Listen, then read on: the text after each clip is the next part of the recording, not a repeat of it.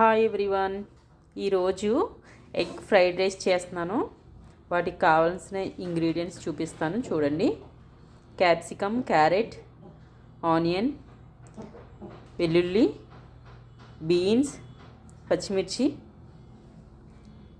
Cook చేసుకున్న rice, eggs, pepper powder, salt, soya sauce, oil.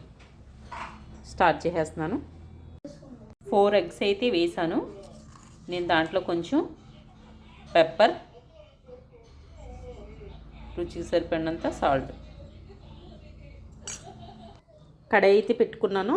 Oil అయితే వేస్తున్నాను. 1 spoon అయితే ఆయిల్ వేసాను.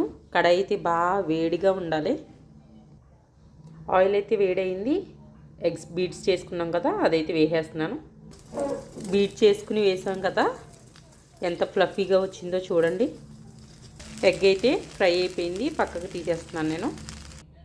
ఆయిల్ అయితే 1 స్పూన్ వేసుకున్నానండి. ఇప్పుడు నేను కట్ చేసి పెట్టుకున్న వెల్లుల్లి,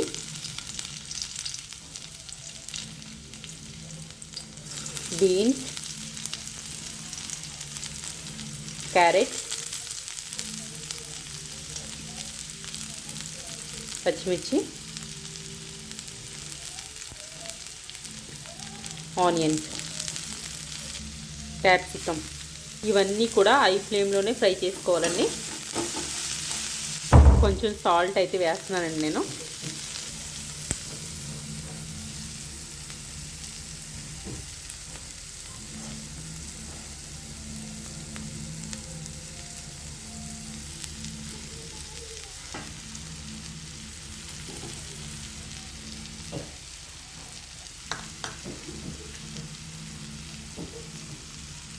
salt, 1/2 spoon pepper, 1 spoon soya sauce. ఇప్పుడైతే ఇది ఫ్రై అయిపోయింది. ఇప్పుడు నేను రైస్ వేసేస్తున్నాను. బాస్మతి రైస్ ఇది. రైస్ అయితే వేసుకున్నాం కదా, మంచిగా టాస్ చేసుకోవాలి హై ఫ్లేమ్లోనే పెట్టుకుని. అయిపోయిందండి ఫ్రైడ్ రైస్ అయితే. సింపుల్గా చేసేసుకోవచ్చు.